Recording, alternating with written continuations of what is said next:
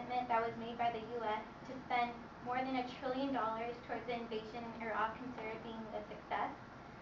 After 9/11, America has been tossing and turning, trying to get their hands on Al-Qaeda, which are Osama bin Laden's people. If they see an opportunity to get closer to Osama to eliminate terrorism in the U.S., they will go for it without giving it a second thought. Fortunately for them, they got that opportunity a year after 9/11. America has lived up to what the citizens portray it to be.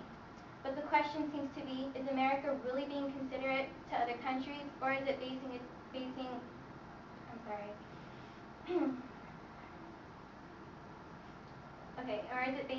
country on self-interest? Ever since the invasion in Iraq, America has been promoting terrorism in the Middle East and stereotyping that Muslims are destructive.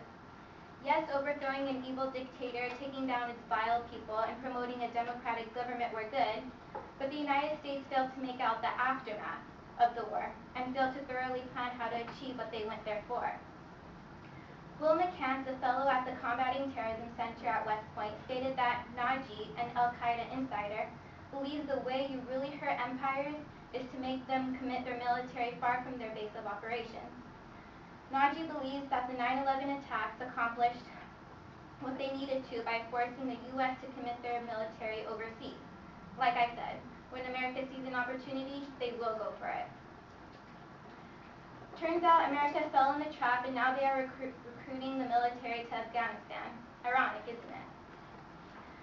America has been promoting terrorism in the Middle East by increasing their presence in the Middle East. This provoked Al-Qaeda to strike countries surrounding Iraq.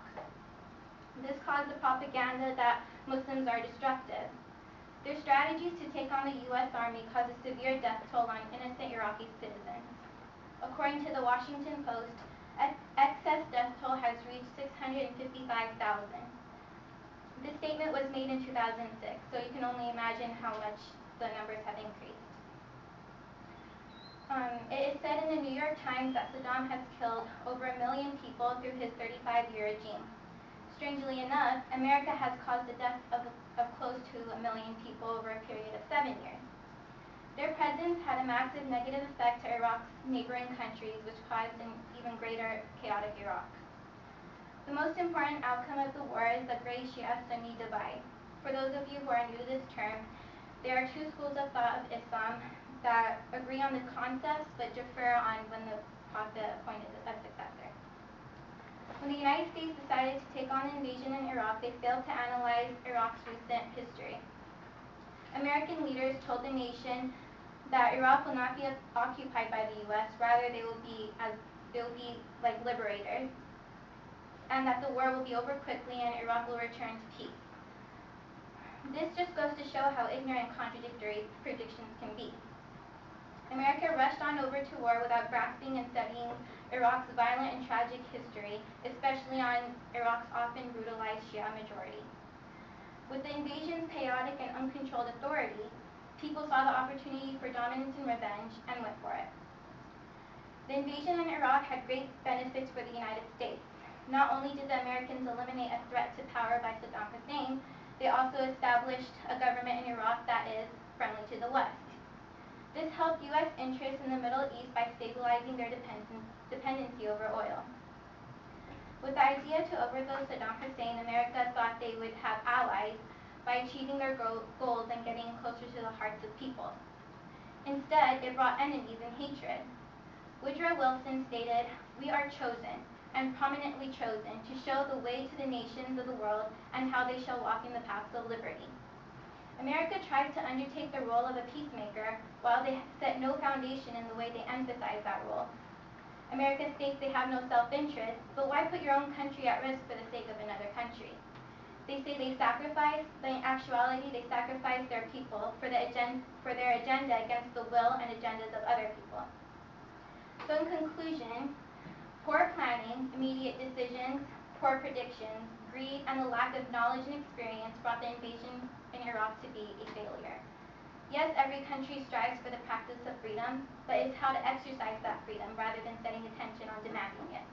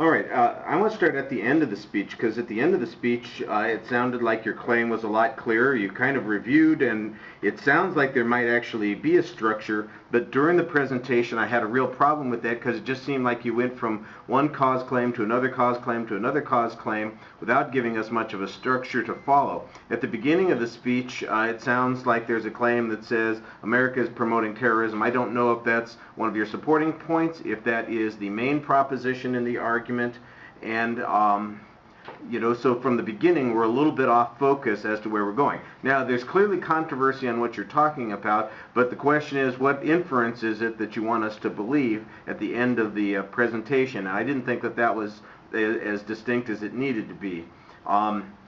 You do kind of explain some of the assumptions that are going on there. You've got a couple of examples. You've got some factual data that you introduced in the presentation, and some quotes. There were a couple of good quotes that you tried to use to illustrate, for instance, the one principle about the U.S. Committing its troops, and another one about how the U.S. is supposed to act as a moral authority. What we need is some more data that backs up that this has in fact had some negative consequence on military preparedness, or for instance that we have lost our moral authority in some way. And those are the, you set those points up, but there's not the follow-through that you need. There's some cause-effect argument about the deaths in Iraq, and I think that that needs to be explored a little bit more, because at one point it's the American invasion that produces it. At another point it's, well, the Shia and the Sunni, they're long-based sort of thing. So it's one of those kinds of things where, is the American invasion, the straw that broke the camel's back, or did it ferment this? Is the criticism because of the failure to anticipate the consequence of that? I think those are the kinds of things that need to be a little bit more focused in your claim. I thought that you did an okay job speaking to the audience, although it seemed like early on you were having trouble kind of gaining your composure. We're all amusing, when we look out here at the audience, and it always cracks me up to see myself, so I can understand, look at everybody else and be amused. That's okay. But you relaxed and got into the speech, and that was fine. All right. Thank you. Like I said, I think the summary helped a lot.